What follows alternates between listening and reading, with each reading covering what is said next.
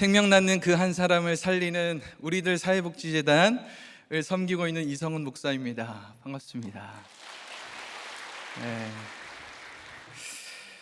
오늘 이렇게 시작하면서 짧은 스킷 드라마를 좀 보여드렸는데 괜찮으셨어요?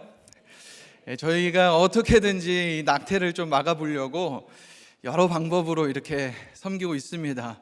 이런 문화 컨텐츠를 도구로 삼아가지고 우리가 생명 살리기 운동을 하는데 여러분들 많은 관심 가져주시고 특히 이 연극팀을 위해서 기도해 주시길 부탁드립니다. 아멘. 우리들 교회가 개척 때부터 지금까지 수년간 매 예배 때마다 우리가 늘 기도하는 것이 있죠. 뭡니까?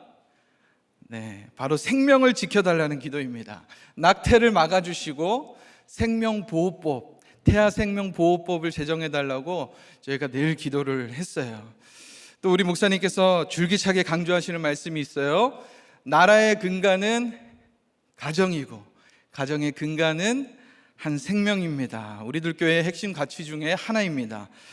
이제 이런 우리들의 기도가 쌓여서 하나님께서 이제 기도에 그치지 말고 이제 행동하라고, 손발이 가는 적용을 하라고 우리들 사회복지재단을 세워주신 줄 믿습니다.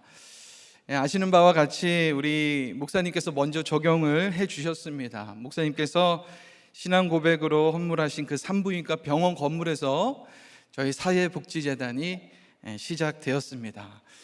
많이 관심 가져주시고 계속 기도해 주시길 부탁드릴게요. 그래서 오늘 우리 모두가 생명을 낳고 생명을 살리는 적용을 다 하실 수 있는 오늘 하루가 되었으면 좋겠습니다. 자, 앞뒤 자분들하고 한번 인사하겠습니다. 힘 닿는 데까지 나옵시다. 이게 우리의 첫 번째 적용인 것 같아요. 나도? 막 이러면서 하시는데 우리 가임기 부부들은 꼭 한 명 더 낳으시기를 축복합니다. 말씀 보도록 하겠습니다. 오늘 본문은 예수님께서 사내들인 공회 앞에서 재판을 받으시는 장면입니다. 대제사장들과 서기관들과 모든 공회원들이 예수를 죽이려고 모였습니다. 그런데 예수님의 편에는 단 한 사람의 변호인도 없고 제자들도 없습니다. 예수님 홀로 이 외로운 싸움을 싸우고 계신 것이에요.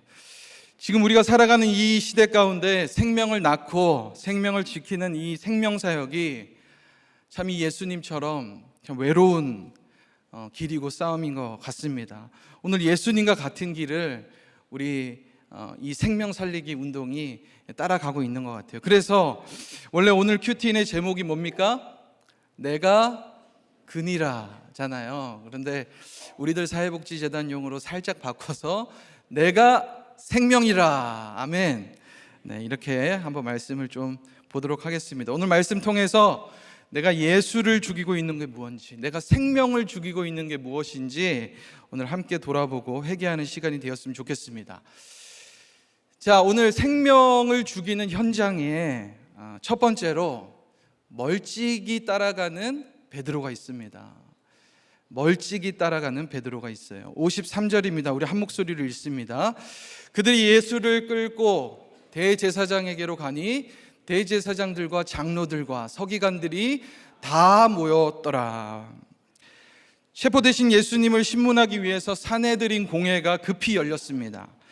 그곳에 대제사장들과 장로들과 서기관들이 다 모였다고 합니다. 그런데 그냥 모였다가 아니라 다 모였다고 해요. 그 한밤중에 미리 공지가 나간 것도 아닌데 빠진 사람이 하나도 없더라는 것입니다. 여러분, 우리가 이렇게 악을 도모하는 일에는 우리가 귀신같이 알고 다 모입니다. 탈무드 전통에 이런 말이 있습니다. 악은 연합하고 선은 분열한다. 우리가 가만히 보면 악한 일에는 우리가 얼마나 하나가 잘 되는지 모릅니다. 이해관계에 충돌이 없어요. 왜 그래요? 악의 목적은 나의 편의와 쾌락이기 때문입니다. 그래서 여러분, 부부 사이가 너무 좋아서 또 너무 하나가 되면 교회 오겠어요? 오늘 같은 날 교회 오겠습니까? 어디 여행만 다니지 않겠습니까? 자, 오늘 부부 사이가 힘들어서 이곳에 오신 여러분, 오늘 예수님 만나기 딱 좋은 날입니다. 갈등 충만이 성령 충만인 줄 믿습니다. 그런데 이렇게 악한 일에 일제히 연합하는 이 공회원들의 모습이 지금 우리가 살아가는 이 시대의 사회의 모습과 너무나 닮아 있습니다. 오늘 특별히 이 복지재단 헌신 예배이니까요, 제가 우리나라에서 일어나고 있는 이 낙태의 문제를 조금 좀 설명을 해드리려고 합니다. 우리가 항상 이 태아생명보호법을 제정해달라고 기도를 하는데 이 내용을 좀 알고 기도하면 우리가 좀 더 구체적인 기도를 할 수 있을 것 같아요. 자, 여러분, 인간의 사망 원인 가운데 가장 큰 비율을 차지하는 원인이 뭔지 아십니까? 1위가 뭘까요? 뭐라고 생각하세요? 1위는 암입니다. 세계보건기구에 따르면 1위 암이 1년에 전 세계적으로 1,000만 명이 사망을 한다고 해요. 그리고 2위가 뭔지 아세요? 2위는 심장질환입니다. 심장질환으로 사망하는 인구가 1년에 약 900만 명. 그런데요, 이 낙태를 이 순위에 넣으면 얘기는 완전히 달라집니다. 역시 세계보건기구의 발표에 따르면 낙태로 사망하는 인구가 1년에 전 세계적으로 7천만 명이라고 합니다. 7,200만 명 정도라고 해요. 그러니까 단연 1위이고 이제 2위인 암하고도 암이 1,000만 명이라고 했잖아요. 비교가 안 되는 것이죠. 우리나라는 1953년에 형법 제269조, 270조 낙태는 범죄라는 법을 제정했습니다. 그래서 그때는 아기가 생기는 대로 낳았죠. 저희 어머니도 10남매시거든요. 근데 그 10남매가 그때는 흔했다고 하더라고요. 그러다가 1960년대가 들어서면서 여러분 잘 아시는 바와 같이 출산이 경제 성장에 도움이 안 된다, 이런 이유로 정부가 공식적으로 산하 제한 정책을 펼치게 됩니다. 이때부터 우리 사회는 낙태는 자연스러운 것이고 아주 정상적인 대처법이라는 이 국민들로 하여금 낙태에 대한 죄책감을 상당히 덜어주는 사회적 분위기가 조성이 되게 됩니다. 하지만 여전히 낙태는 그래도 불법이었어요. 그러다가 여기서부터 중요한데요, 2000년대에 들어서면서 이 종교계 중심으로 낙태 반대 운동이 본격적으로 시작이 됩니다. 이것을 우리가 이제 프로라이프 운동이라고 부르는데요, 이 프로의 뜻이 이 앞에 우선 이런 뜻이잖아요. 그래서 태아의 생명을 최우선으로 하는, 그래서 낙태를 막아야 한다는 운동이 2000년대부터 일어나기 시작합니다. 하지만 이 프로라이프 운동이 시작된 지 10여 년 만에 큰 위기를 이제 맞게 되는데요, 바로 프로라이프의 대척점에 서 있는 프로초이스 운동이 힘을 얻기 시작합니다. 프로초이스가 뭐겠어요? 초이스, 여성의 자기결정권이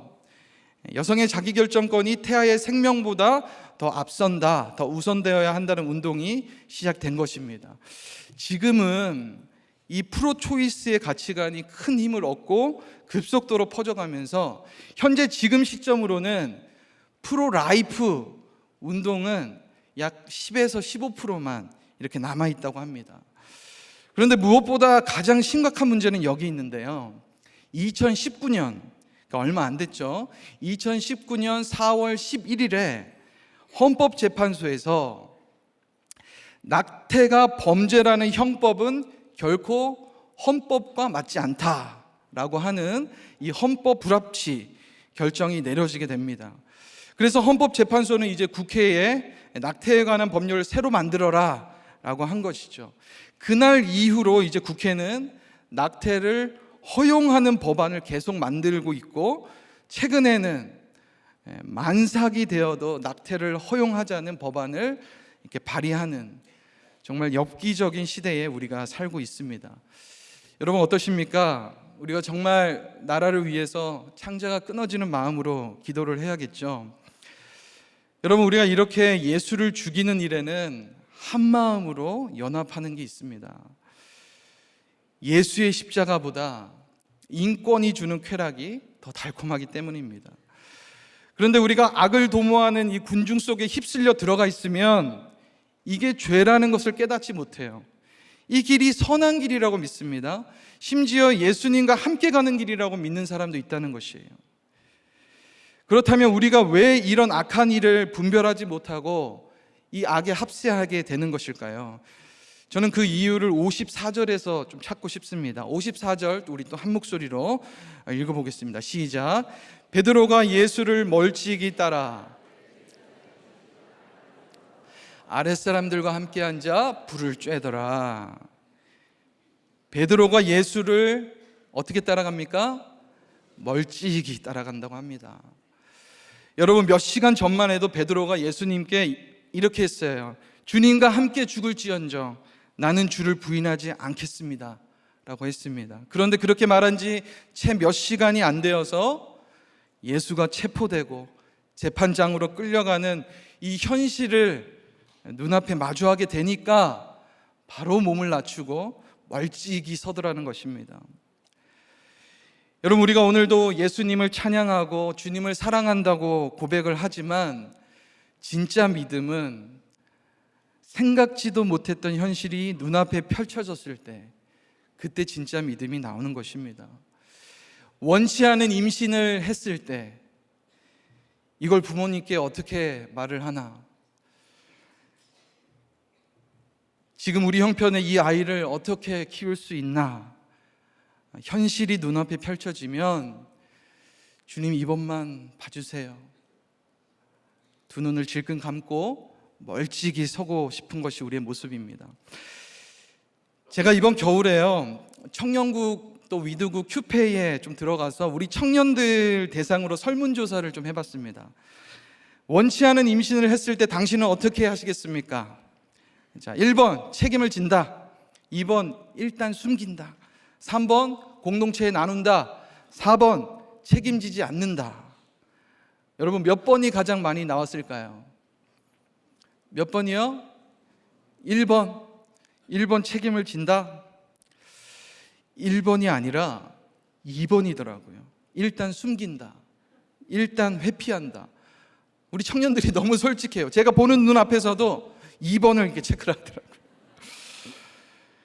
여러분, 이 멀찍이라는 말은 도망갈 거리를 확보해 놓는다는 뜻입니다. 분위기 봐서 영 아니다 싶으면 언제든지 도망을 치겠다는 것이죠. 예수님 반, 세상 반의 신앙입니다. 우리가 왜 이렇게 온전한 신앙으로 살지 못하고 반쪽짜리 신앙으로 살아갈까요? 주님을 안 믿어서 그런 걸까요? 주님을 사랑하지 않아서 그래요? 베드로도 주님을 끔찍히 사랑했습니다. 믿음도 있었어요. 그런데 멀찍이 따라가요. 왜 그렇습니까? 가까이 가면 십자가가 보이기 때문입니다. 여러분, 우리는 십자가까지는 가고 싶지 않습니다. 은혜는 받고 싶지만 희생은 하고 싶지 않은 거예요. 그래서 어떻습니까? 십자가 앞에는, 예수님 앞에는 사람들이 아무도 없습니다. 예수님을 죽이고자 할 때는 그렇게 군중들이 다 모였는데 십자가를 질 때는 제자들이 다 흩어졌다는 거예요.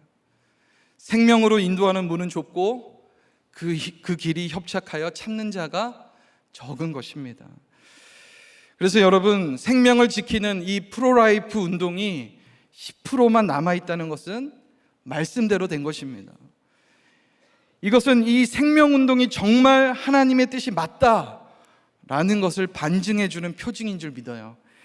이 마지막 때에 이 생명을 살리는 우리들 사회복지재단이 설립된 것이 하나님의 분명한 뜻인 줄 믿습니다. 아멘. 우리 한번 적용해 보십시오.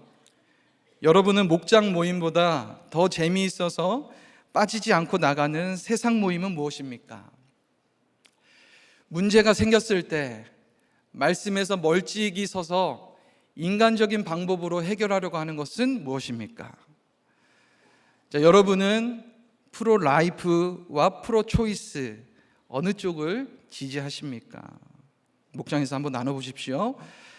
자, 생명을 죽이는 이 현장에는 두 번째로 답정로 공회원들이 있습니다. 답정로 공회원들이 있어요. 55절입니다. 같이 읽습니다.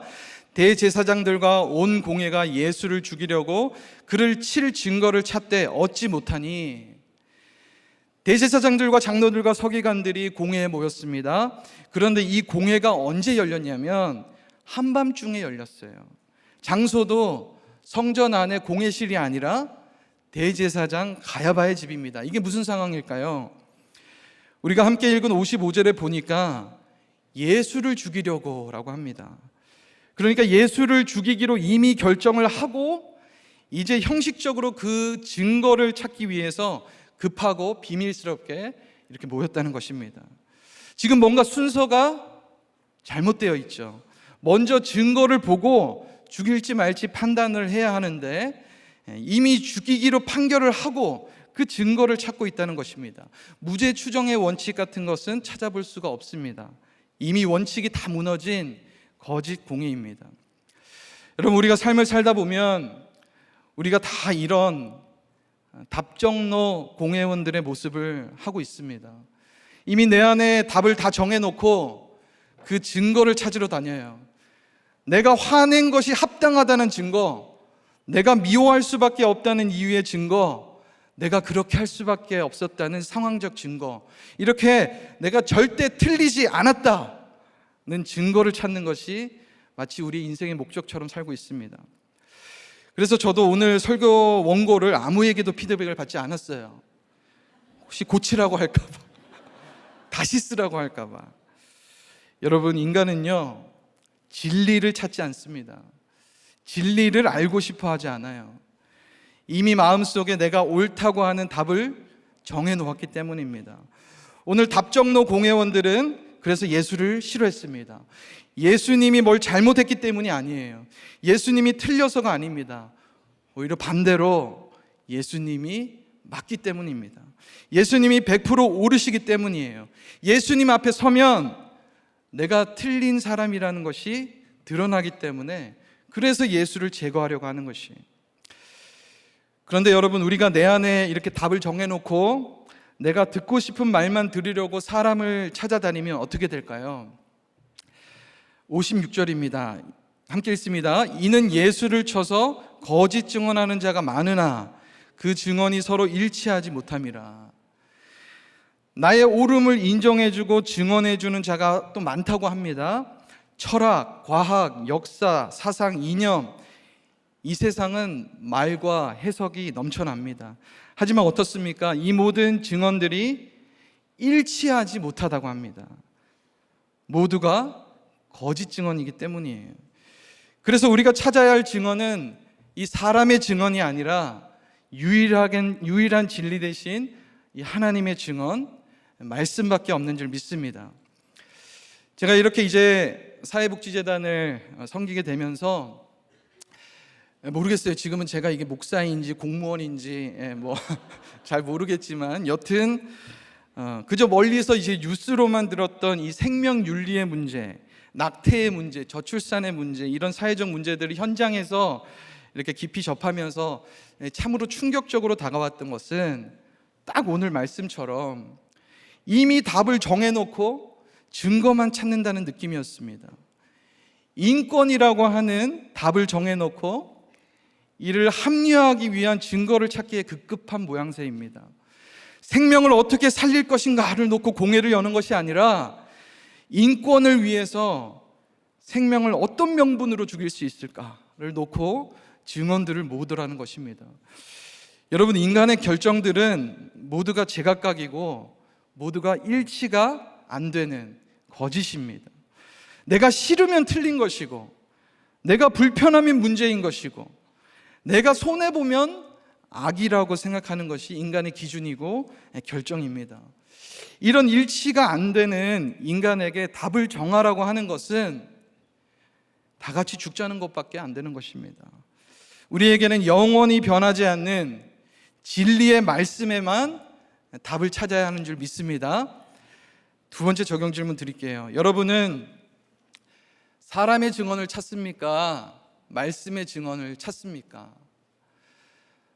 내가 정해놓은 답을 고집하느라 목장의 권면을 듣지 않고 있는 것은 무엇입니까?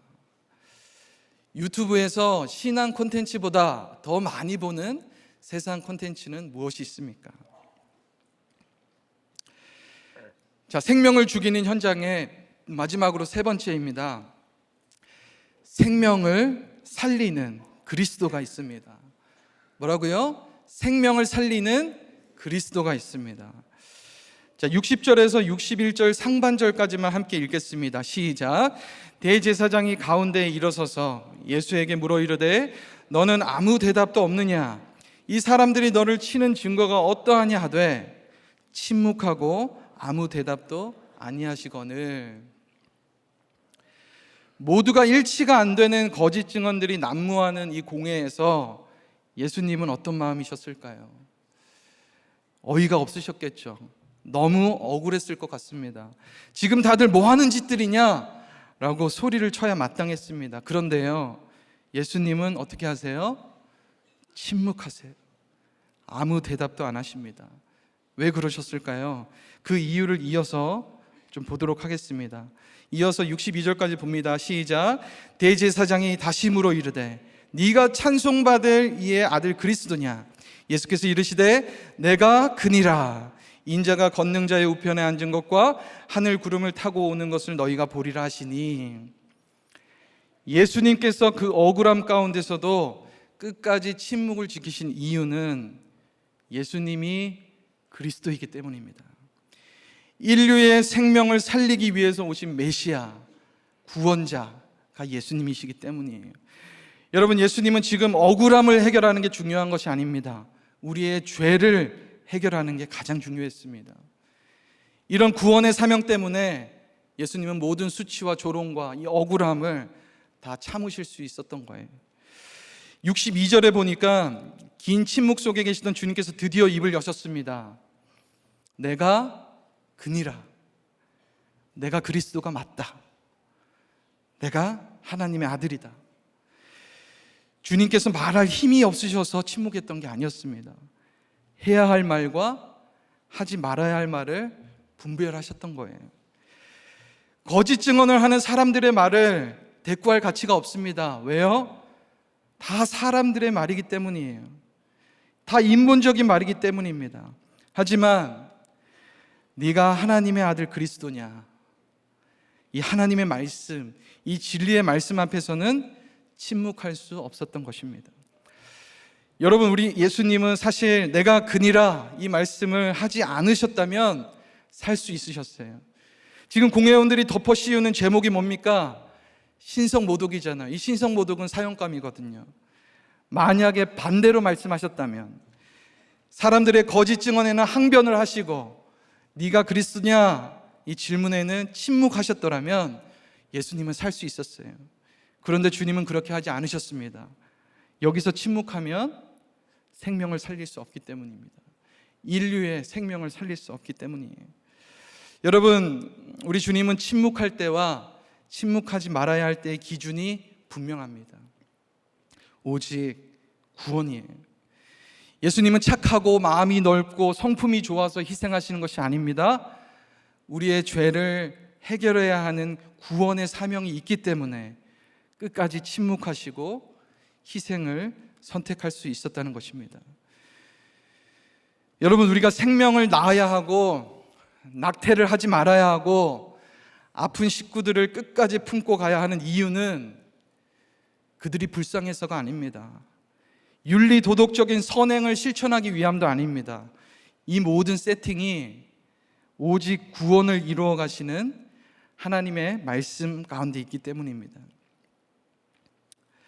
제 간증을 조금 하고 마치겠습니다. 제가 죽이려고 했던 생명은요, 우리 목사님께서 시작하면서 스포를 해주셨는데 저희 아버지인 것 같아요. 저희 아버지는 제가 10살 때 큰 교통사고로 이 뇌를 다치셔서 식물인간이 되셨습니다. 그게 벌써 36년 전의 일인데 지금 76의 연세로 아직까지 살아계세요. 36년 동안 방 한켠에서 시체처럼 그냥 누워만 계십니다. 이게 의학적으로 설명이 되는 건지 잘 모르겠어요. 여러분, 생명이 이렇게 질기고 강한 것입니다. 이런 아버지를 36년째 모시고 사는 저희 가족은 항상 족쇄를 차고 사는 것 같았어요. 끼니마다 아버지 식사 챙겨드려야 하고, 또 대소변을 늘 갈아드려야 하고, 등에 욕창이 생길까봐 시간마다 이리 눕혔다가 저리 눕혔다가 했어야 했습니다. 그래서 저희 가족은 어디 맘 편히 여행 한 번을 못 가봤던 것 같아요. 항상 집에 누워있는 이 아버지 병수발의 감옥에 갇혀서 살았습니다. 제가 그렇게 누워 계신 아버지를 보면서 어떤 생각을 했을까요? 이렇게 사람 구실도 못하는데 살아있는 게 무슨 의미가 있나? 그냥 사람 구실을 못할 정도가 아니라 이렇게 다른 가족들도 못 살게 할 거면 차라리 돌아가시는 게 맞지 않나? 그래도 사는 사람은 살아야지. 날마다 빨리 돌아가셨으면 좋겠다는 생각을 하며 살아왔습니다. 그런데요, 36년이 지난 지금 저희 가족들을 돌아보니까요, 다들 예수님을 너무 잘 믿는 거예요. 저는 그 어린 나이에 이제 아버지의 그 교통사고 현장에 제가 있었거든요. 그래서 차와 이제 아버지가 부딪히는 그 모습을 눈으로 목격했고, 피범벅이 되신 아버지를 직접 눈으로 봤습니다. 그것이 트라우마가 되어서 그런지 제가 본능적으로 세상 무섭고 하나님 두려운지를 알고 살았던 것 같아요. 그래서 이렇게 주의 종이 될 수 있지 않았나 이런 생각을 합니다. 제 동생도, 제가 여동생이 한 명 있거든요. 이 친구도 아버지 병수발의 이 겸손한 환경에서 훈련이 잘 되어서 그런지 사실 결혼을 하고 남편하고 엄청난 갈등이 있었습니다. 그런데 끝까지 이혼 소리는 안 하더라고요. 지금은 우리들 교회 부부 목장에 딱 붙어서 살아가고 있습니다. 사실은 오히려 저희 어머니가 제일 걱정이었어요.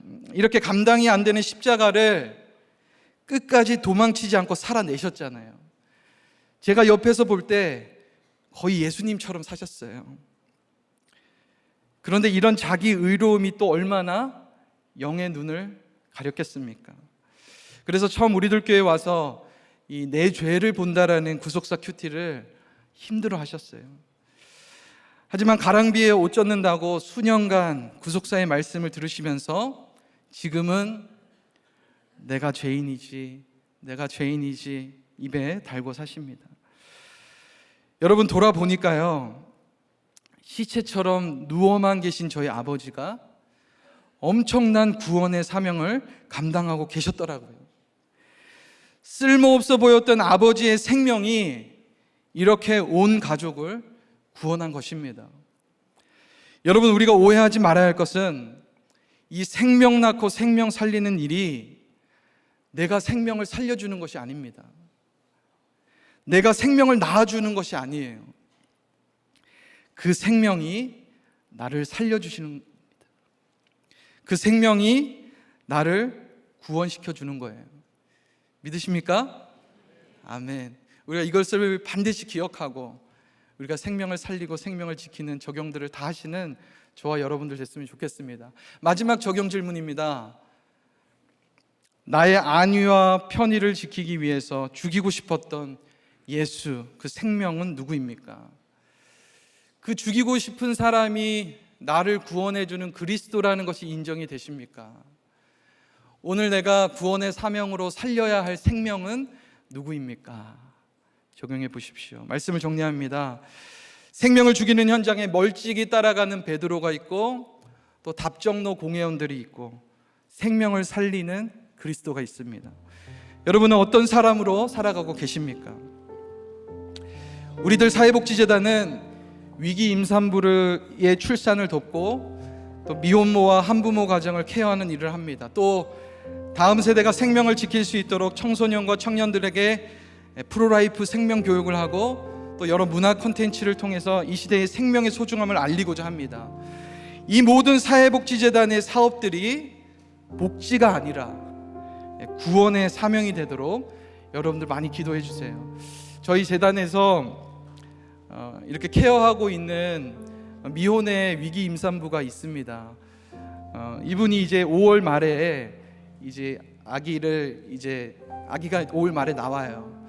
그래서 저희 재단의 첫 생명인데 우리 산모가 순산하고 또 이 태어나는 이 생명이 또 다른 생명을 살리는 사명으로 살게 해달라고 여러분들 생각나실 때마다 기도해 주시기를 부탁드리겠습니다. 우리 함께 찬양하겠습니다. 예수, 흠도 죄도 없는 당신이 깊이 감춰둔 내 죄로 인하여 하나님의 어린 양 속죄의 제물 되어 저주받은 나무에 달리셨네. 내가 예수를 당신을 부인했습니다. 내가 예수를 당신을 못 박았습니다. 당신이 행하시니 모든 약속을 다 잊고 십자가에 예수를 매달았네. 내가 예수를 당신을 부인했습니다. 내가 예수를 당신을 못 박았습니다.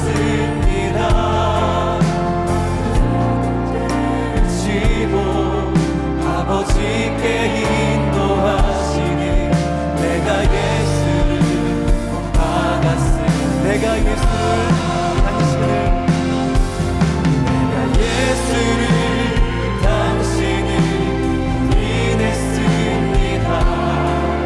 내가 예수를 당신을 못 박았습니다. 나의 모든 죄를 지고 아버지께 인도하시니 내가 예수를 못 박았습니다. 주님, 제가 이렇게 예배의 자리에 나와는 있지만 삶 속에서는 여전히 십자가를 지기 싫어하고 육신의 편안함만 쫓으면서 공회원의 편에서 예수를 죽이고 생명을 죽였던 죄인입니다. 세상에 한 발을 걸치고 주님을 멀찍이 따르면서 내가 정해놓은 답을 고집하며 진리의 말씀을 듣지 않았던 죄인입니다. 이 시간 우리 함께 기도하실 때, 주님, 제가 예수를 부인했습니다. 제가 예수를 못 박았습니다. 우리 이 시간에 하나님께 우리의 죄악을 용서해 달라고, 입으로는 낙태를 막아달라고, 생명을 살려달라고 기도를 했지만 실상은 아무 관심도 없고 남의 이야기처럼 무심했던 저희를 용서해 달라고, 이 나라의 민주주의를 수호하는 법들이 다 말씀의 토대 위에 세워졌는데 이제 그 법들이 인권이라고 하는 이름 앞에서 다 무너지고 있습니다. 주님, 이 나라 대한민국을 살려주시옵소서. 생명을 지키는 나라가 되게 하여 주시옵소서. 이 시간 주여 한번 크게 외치고 동성으로 기도합니다. 주여, 아버지 하나님, 아버지 하나님, 이 나라를 살려주시옵소서. 하나님 아버지, 내가 생명을 죽였고 내가 예수를 죽였던 아버지, 제가 공회원이었고 내가 악한 죄인입니다. 아버지, 저를 불쌍하여 주시옵소서. 저를 용서하여 주시옵소서. 주님이 나라를 용서하여 주시옵소서. 하나님 아버지, 가정과 교회 공동체가 되어서 특별히 인권을 앞세워 생명을 섬기는 이 땅입니다. 하나님, 생명 살리는 예수 그리스도의 십자가 도와주시옵소서. 소망합니다. 하나님 아버지, 우리가 도와주시옵소서. 주님과 함께 돌아가며 이 생명이 또 다른 생명 낳는 놀라운 생명 사역에 하나님 우리를 믿어요. 주여, 하나님 우리를 믿어내 잔을 마시며 주여 아버지 성령으로 영성으로 좀 인도하여 주시옵소서. 하나님 우리를 아버지 하나, 아버지 하나, 주님의 생명, 아버지여, 아버지여, 하나님, 시체처럼 누워있는 식물인간 아버지를 보면서 저렇게 살아서 뭐하나, 하나님 빨리 데려가시라고 불평하고 원망하며 살아왔던 인생이었습니다. 별 인생 없는 짧은 인생인 줄 알면서도 이 땅의 행복과 쾌락을 쫓아서 예수를 부인하고 십자가를 버리고 세상으로 도망치고 싶은 죄인입니다. 주님, 저희의 죄악을 용서하여 주시옵소서. 말씀보다 인권을 앞세운 저희의 불신앙을 주님 용서하여 주시옵소서. 주님 말씀 위에 세워진 이 나라가 정말 위기 가운데 있습니다. 인권이라는 답을 미리 정해놓고 생명을 죽일 증언들을 찾고 있습니다. 주님, 이 나라를 고쳐주시옵소서. 주님, 이 나라를 살려주시옵소서. 이제는 사람의 증언이 아니라 말씀의 증언이 판결의 기준이 되게 하여 주시옵소서.